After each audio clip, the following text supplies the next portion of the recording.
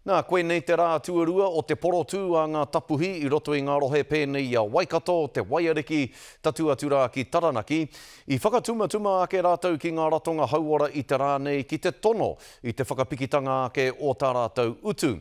Hioi I tēnei wā, kāre anō kia kitea he ranga wa te atanga I wainganui ngā taha ērua. Kia tahuri ake tātou.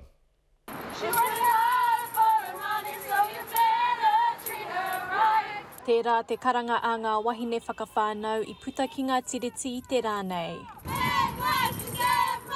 My daughter will be, a young Māori woman having babies at some stage, and I just feel real concerns around equity at the moment.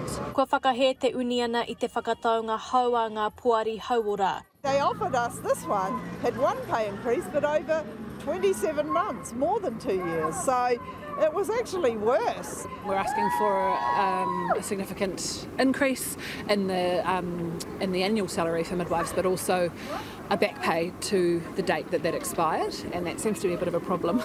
It's disappointing that the latest offer that we've made to the midwives hasn't been taken out to their membership, because we think that is got some things in there that would be attractive to the membership of the midwives. So we're not making a lot of progress in terms of this at present, but we are still talking with the union and hope that we'll be able to make some progress. If we did have better pay, we would be retaining staff, but also attracting more staff to the role. So at the moment, midwives are leaving in droves, going to Australia or overseas. Hei tā Green, e hara tēnei te whakataunga whakamutunga, he oe e manako ana ka tutuki mō ngā wahine whakawhānau. Moana makapelulei te karere.